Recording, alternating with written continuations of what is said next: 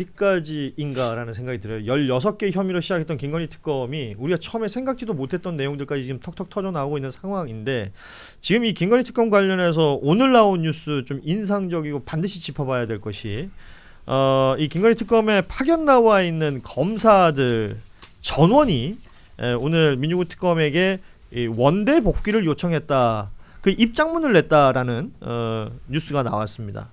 그러니까 입장문을 낸 취지는 이 검찰개혁 관련해서 수사 검사의 공소유지 원칙이 금지가 되는 지침이 있는데, 이와 모순되게 파견 검사들은 직접 수사도 하고 기소도 하고 공소유지까지 해야 되는 이 특검 업무를 계속 담당하는 것이 과연 옳은 것인지 혼란스러운 상황이다. 이런 문장이 있단 말이죠. 일단 우리 신인규 변호사가 일찍 가야 되니까 관련해서 시원하게 해주고 싶은 얘기 다 해주고 가십시오. 아니 근데 저는 일단 이 평검사들 내지는 이제 부장급의 이제 파견 나온 검사들인데 이제 다시 또 검찰로 원대 복귀해야 될, 그러니까 직업 검사들이죠. 예. 이런 식의 집단 행동을 통해서 특검의 업무를 마비시키는 것은 정말 이건 나라에 죄를 짓는 일이다. 예. 저는 그렇게 생각합니다. 왜냐하면 아니 자기들의 선배들이 지금 이 나라를 다 망쳐놓은 거 아니에요? 그럼 본인들이 그 책임에 대해서 연대의식을 가지고 그나마 나라에다가 죄를 덜 짓는 짓은 그 범죄 비리 혐의를 그래도 밝혀내는 것만이 마지막 죄를 씻을 수 있는 건데, 이걸 이런 식으로 집단적으로 다 들고 일어난다? 이거 정말 국민들이 용납하기 매우 어려울 것이다 라는 생각이 들고, 제가 다만 이제 민주당에 대해서 조금의 좀 전략적인 말씀을 좀 드리자면, 이게 사법개혁도 마찬가지인데요. 예. 한 조직을 그냥 다 적으로 돌려 세워버리면요, 예. 일이 안 돌아가는 에헤. 겁니다. 그러니까 저는 이렇게 생각해요. 검찰개혁 당연히 해야죠. 아주 강도 높게 불가역적으로 이번에는 실패 없이 중단 없는 개혁을 완수해서 성공시켜야 되는 건데, 이게 지금 특검과 같이 돌아가다 보니까 그 실질 인력들이 특검에서 일을 하다가 이런 식의 지금 태엽 비슷하게 일을 그르칠 수밖에 없는 이런 위기 상황을 또 자초한 면이 있거든요. 예. 그러니까 결국에는 추석 전에 완료하겠다라는 이 정치인들의 어떻게 보면은 큰 목소리와 여러 가지 전략 없이 그냥 엑셀을 밟아왔던 것들이 실질적으로 지금의 단계에서 수사를 하고 기소를 해야 되는 이 업무에는 하나의 또 이게 장애물로 작동을 하는 겁니다. 그래서 저는 인적 청산과 제도 개혁은 늘 분리를 해서 봐야 되는 것이고, 이 예. 검사들도 사실은 원칙대로 하면 갖다가 써야 되는 거예요, 원래대로 하면. 그러면서 제도 개혁도 성공을 시키는 아주 어려운 고난이도의 업무인데, 사실 이게 조금은 어떤 시한을 설정해 놓고 모든 에너지를 쏟아붓다 보니까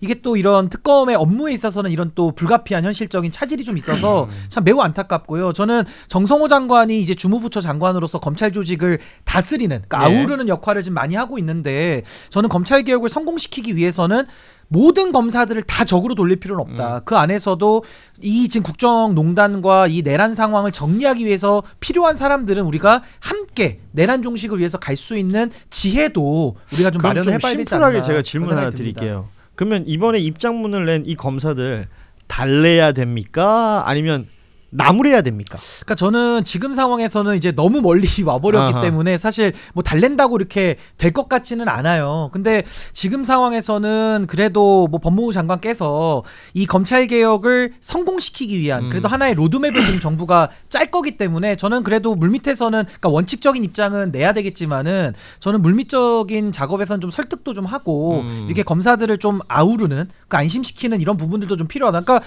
지금 검사들 2,000명, 3,000명을 다 적으로 돌려가지고는요, 사실 공소청 만들어도 이 조직이 돌아가지는 않을 수가 있어요. 그러니까 저는 참 어려운 이 개혁의 문제를, 그렇다고 우리가 개혁을 퇴보할 수도 없는 것이고, 예. 진행은 하되 조금 더 현실적인 문제들도 깊이 좀 반영은 좀 해야 된다. 근데 목소리만 크다고 해서 일이 잘 되는 건 아니거든요. 좋습니다. 그러니까 저는 그런 예. 피로감보다는 실질적으로 일이 되게 만드는 전략 전술, 이 부분에 대한 고민도 좀 필요하다라는 생각이 듭니다.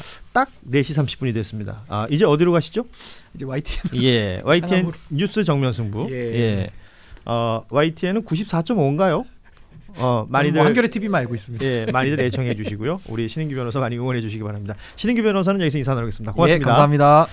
자, 그러면 이제 또 계신 두 분과 함께 남은 이야기를 좀 해보자면, 어떻게 평가를 하십니까? 이 파견 검사들의 집단 행동이라는 표현을 우리 신인규 변호사는 썼습니다. 이게 약간 사실 이해하기 힘든, 한편으로는 이해하기 힘들고 또 한편으로는 그 상황은 왜 이런 의견문이 나왔는지는 뭐 짐작되는 바는 있죠. 예. 예를 들면 지금 특검 검사들은 지금 이 검찰 조직은 지금 완전 붕괴되는데 특검 검사들은 이쪽에서 이제 수사를 하고 있으니까 뭐 얼마나 압박을 받고 뭐 그랬겠어요. 뭐 너네들은 검사 아니냐 뭐 이런 이야기도 들었을 테고. 그러니까 우리도 뭐라도 이렇게 우리도 당신들과 같은 편이에요. 뭐 나도 이런 검사다. 거를 나도 예. 검사다 이런 이 아이덴티티에 대한 확인을 지금 받고 싶어서 하는 게 아닌가. 그러니까 저는 검사 조직을 배반하지 않습니다라는 그런 선언문 같은 게 아닌가라는 그런 느낌은 들어요. 물론 그렇다고 해서 이 사람들을 지금 그렇다고 해서 어떻게 징치를 할 수도 없는 문제고. 근데 지금 현재 이 특검에다 요구한 건 검사의 직접 수사, 기소, 공소 유지 필요성에 대한 의견을 공식적으로 표명해 달라. 예. 이걸 특검이 왜 이걸 왜 해야 왜 되느냐. 해야 합니까? 그렇죠. 이거는 굳이 한다면 법무장관이나 검찰총장한테 얘기를 해야 되는 그렇죠. 거지. 예. 특검은 지금 검찰 조직과 별개로 나와 있는 그래서 이제 스페셜한 그래서 특검인 건데. 특별검사가 되는 건데. 그리고 이 기소 공소 유지 왜 이제 검찰은 기소 공소 유지가 분리되는데 특검은 같이 하냐. 원래 앞으로도 검찰 개혁 이후에도 특검하고 공수처는 기소권과 수사권을 같이 하게 되는 이 예외적인 조직으로 지금 남아 있는 거예요. 그거는 이제 검찰 개혁에서 이제 나중에 어떻게 진행될지는 모르겠습니다만은 이거는 이미 다 결정이 나고 이미 지금 돼 있는 거를 왜 이걸 지금 그러면 지금 특검도 이거 기소 공소 분리해야 된다. 이제 뭐 지금 때를 쓰는 건지 너무 좀 내가 이제 왜 이렇게 하는지 이해는 됩니다만은 이 주장이나 이런 게 너무 좀 어린아이 같다는 느낌은 좀 유아틱하다. 들었습니다. 예, 유아틱하다. 예. 아니 그러니까 지금 그 얘기를 좀 하고 싶어요. 이 파견 검사 그냥 검사들 아닙니까? 특별 검사라는 제도에 대한 이해가 부족한 건가요? 지금 이런 말을 한다는 것은? 개기는 거지. 보세요. 이거는 완전히 사실은 이거는 법대로 완전히 징계위 해부해서 날려버려야 돼요. 얘들은. 얘들 없으면 수사가 안 될 것 같아요. 그러니까 룰대로 하자면 징계감이다 이건. 100%죠. 예. 왜냐하면 지금 이게 집단 행동이잖아요. 예. 일단 집단 행동이 공무원법 위반이에요. 네, 첫째, 둘째 특검법에 따라서 예. 지금 김건희 특검이면 김건희 특검법에 따라서 특검이 검찰청에 검사와 수사관을 요청할 수 있고 이에 응해야 될 의무가 있는 자들이에요. 이 자들은 법적 의무를 이행하는 거지 지네들이 잘나서 하는 게 아니야. 예. 어디서 건방진 자들이 그러니까 이 자들은 그 특검법을 위반하고 있는 거예요. 네. 그러니까 사실은 이런 집단 행동을 용서하면 안 됩니다. 이거는 정성호 법무부 장관이 전부 다 날려버려야 돼. 그리고 수사할 검사들 많아요. 그럼 앞서 그 신인규 변호사가 했던 이야기처럼 그러니까 전체를 적으로 돌려서는 안 된다라는 취지의 그것도 그 굉장히 발언이었잖아요. 위험한 발언인 게 그런 게 항상 개혁에 혁명에 반대하는 자들의 그 수법들이에요. 반민특위가 왜 와야 되느냐. 그때도 똑같았어요. 네. 일제 때 고문했던 경찰들 그 시스템이 없이는 해방된 조국이 경찰이라는 게 안 돌아간다라는 명분으로 다 와해시켜버렸어요. 네. 그런데 과연 그럴까요? 더골 대통령은 해방되고 나서 파리에서 맨 먼저 한 게 법조인을 싹 다 처형시켜버렸어. 네. 그때 어마어마한 반대가 있었지. 그 엘리트들을 다 처형시키면 나라가 안 돌아간다. 근데 더골이 싹 다 처형시켜버렸어요. 그리고 두 번째는 언론인들 물론 부역한 싹 다 처형시켰어. 그리고 국민들한테 호소를 했지. 예. 두 번 다시는 이 나라에 이 부역자들이 나타나지 않도록 내가 이렇게 한 것이다. 국민들이 다 박수 쳤어요. 그럼 나라가 안 돌아가요? 잘 돌아가는 방법을 제가 가르쳐 드릴게요. 아 그게 지금 듣고 싶었어요. 네, 그렇습니다. 앞이 약간 길었습니다. 이 자들 40명 날려. 왜냐하면 이 역사적인 걸 우리가 잘 알아야 돼. 네. 그냥 요때만 보면 또 다 잊어먹어요. 그렇죠. 예. 예. 40명 그래 다 돌아가. 그리고 징계 해부시켜버려. 네. 그 다음에 검찰 한 2,500명 된단 말이에요. 검사들 중에 착한 사람도 많습니다. 검사들한테 자원에서 또 받으면 돼요. 이 특검에 와서 수사할 사람들. 또 왜 검사들만 수사할 수 있는 게 아니에요. 전직 판사 하시는 변호사들 분들도 지금 민중기 특검 판사 출신이 얼마나 잘해.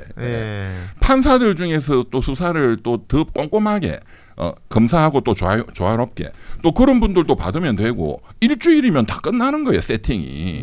저 같으면 그렇게 끝내지. 이것들을 그러니까 지금 민중기 특검은 그 굉장히 점잖게 좀 이렇게 설득하고 있다 이렇게 보도가 나오던데 물론 설득을 해야 되겠죠 처음에는. 근데 이 자들은 집단 행동으로 옮겼기 때문에 설득이 안 돼요. 예. 근데 이런 생각 들다. 이건 또 다른 얘기인데 이 40명의 검사들이 다 똑같은 생각을 했을까라는 생각은 들어요. 그 안에서도 말발이 서는 사람이 있고 그렇죠. 그렇지 않은 사람이 있을 수 있고. 스펙트럼이 있고. 그런데 이 40명 중에 한 명도 거부하지 않고 다 간 거잖아요. 이거는 이 전체적인 이 검찰의 지금 분위기가 아닌가라는 생각이 들어요. 제가 이 행정공무원들, 행정 고위 관료들을 만나면 그런 이야기를 해요. 이렇게 자기 목소리 이렇게 낼 수 있는 사람은 검사들밖에 없다. 왜냐하면 검사들 옷 벗고 나가면 돈 더 버니까. 근데 이제 행정공무원도 예전에 모피아가 군기가 굉장히 셉니다. 예. 그 다 이제 뭐 선배들이 이거 내일까지 해오라 그러면 밤새서 하고 그래서 야 이게 뭐 굉장히 군기가 세고 그러구나라고 했더니 그때 하는 얘기가 선배들한테 찍히면 평생 끝나는 거예요. 아, 쟤 못 쓰겠더라라고 하면 그 안에서 출세길이 막혀버린다. 예. 아니 그 관료 조직뿐만 아니고 이게 옷 벗고 나가서도 뭐 자리도 없고 그냥 끝나는 거예요. 그냥. 그래요. 예. 이분들도 마찬가지예요. 이분들도 지금 그 민중기 특검이나 정부의 뭐 법무장관이나 이게 중요한 게 아니고 이 검찰 라인에서 쟤 안 되겠어라고 하면 그 다음 뭐 변호사고 뭐고 다 끝나는 거예요. 그냥. 그러니까 이제 그 네트워킹이 누구랑 이렇게 하고 있느냐 그거에 있는 거죠. 이 시스템을 하지 않는 한, 이 시스템을 그대로 계속 두는 한 계속 이건 별도의 조직처럼 계속해서 남아 있게 되는 거죠. 그래서 이게 그 뭐 저도 뭐 영화나 드라마 같은 데서 들은 이야기입니다만 검사 동일체라는 표현 많이 쓰잖아요. 네. 그래서 그 공간과 그 조직을 벗어나서는 그 본인이 누릴 수 있는 모든 것들 다 잃어버린다. 그렇죠. 라는 그 공포가 어떤 형태로든 작동하는 것 아니냐. 그리고 누군가는 그 공포를 악용하여 자신의 권리와 권력들을 더 키워나갔던 것 아니냐. 네네. 그 얘기를 우리가 또 할 수 있을 것 같고요. 아 진짜 그 본질적인 거에 이제 마지막 이제 문제에 왔는데 결국 돈 문제거든요. 예. 이거 이 속에서 해먹는 거예요. 옷 벗고 나와도 그 조폭하고 똑같아. 예. 지금 어떤 분은 하나회군요 이렇게 댓글 달아주시는 그렇죠. 분도 있고요. 하나회하고 예. 똑같은 거지. 엄청난 그 조직에서 예. 벗어나면 못 먹고 사는. 그러니까 지금 이번에 이게 거의 혁명적 상황이에요. 그러니까 우리 언론도 그렇고 이 정신을 똑바로 차려야 되는 게 예. 허구한 날 뭐 디테일한 이런 게 있거든요. 그런 거는 완전히 반혁명 분자들이 할 소리야. 예. 그러니까 반민특위가 와야 되는 걸 생각을 해야 된다고. 예. 우리가 역사가 이렇게 꼬이고 개판이 된 이유가 예. 그러니까 이자들은 이제 핵심은 이겁니다. 정관예우라는 그 전형가들의 범죄로 해먹잖아요. 예. 그러니까 그 검찰 조직 내에서 있어야 편하게 돈을 먹는단 말이에요. 그렇죠. 이거를 깨트려야 돼요. 지금 이재명 정부가 해야 되는 그 이 검찰 개혁 과제는 판사도 마찬가지입니다. 네. 법조계 개혁 과제는 전형관 범죄로 해먹는 거를 박살을 내버려야 돼. 그리고 이번에 이렇게 이거 거의 집단행동 난동인데 이 자들은 지금 옷 벗고 나가도 먹고 사는 게 막힌다는 거를 본때로 보여줘야 돼요. 네. 예. 그래서 강력한 조치가 법무부에서도 필요하고 그러면은 김현장이든 로펌에서 이 사람들 안 받거든요. 예. 그렇습니다. 지금 그 고리를 어떻게 끊어낼 수 있는 것인가. 그 돈고리를 끊는 조치를 반드시 이번 정부에서 해야 됩니다. 네, 그것이 사실은 지금 단순히 우리가 이제 검찰 개혁, 그러니까 선언적인 개혁이 아니라 실질적인 개혁으로 가는 아주 중요한 열쇠가 될 수 있다라는 취지의 말씀을 해주셨습니다. 네. 판사도 마찬가지입니다. 자, 그리고 이 이야기들은 계속해서 이어질 수밖에 없는 이야기들이기 때문에요. 오늘은 이 정도에서 마무리를 할 텐데 지금 좀 의미 있는 기자회견이 있었고 그 이후 내용들이 있어서 좀 전해드리겠습니다. 앞서 대법원 윤리감사관실에서 지규현 판사의 룸사롱 접대 관련하여 직무 관련성이 인정되기 어렵다라는 결론을 내렸다고 전해드린 바가 있었습니다. 그런데 이 내용의 최초 제보를 받고 민주당에 제보를 한 그러니까 현장에 있었던 사람, 지규현 판사와 함께 있었던 사람으로부터 제보를 듣고 그 제보를 민주당에 한 인물이 직접 기자회견을 했습니다.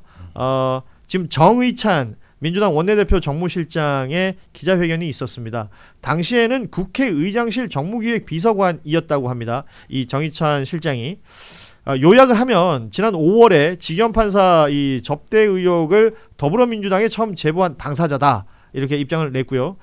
윤석열이 석방된 3월 8일 새벽 평소 알고 지내던 제보자로부터 지규현 룸사롱 접대 사진을 처음 제보받았다. 라는 내용이었고요. 당시에는 국회의장실에 정무기획비서관이었다라는 얘기 그것도 함께 했습니다.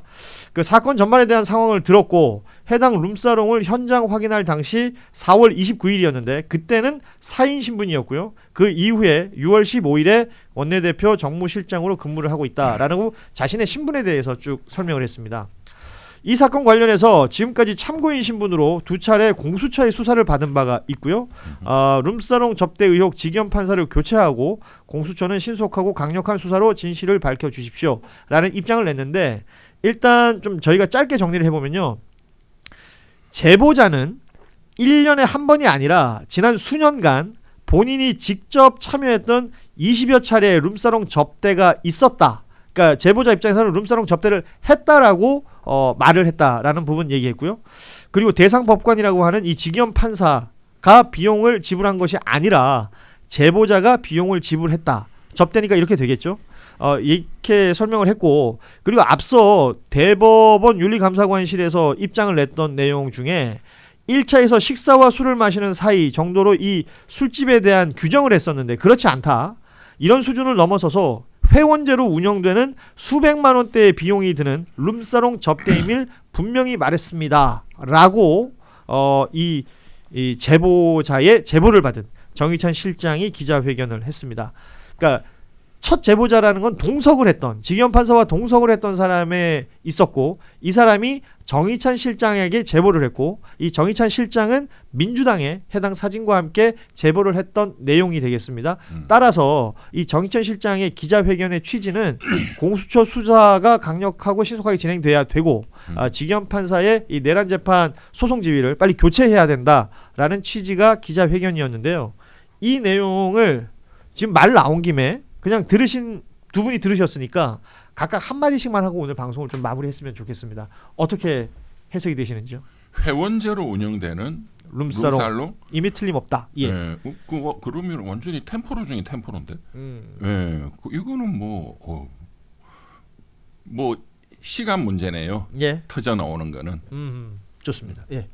네, 모든 거는 한 번도 안 하거나 여러 번 하는 경우가 있지 한 번만 하는 경우는 없습니다. 예, 그래서 이건 뭐 사실관계가 이제 드러나야 되겠죠. 예.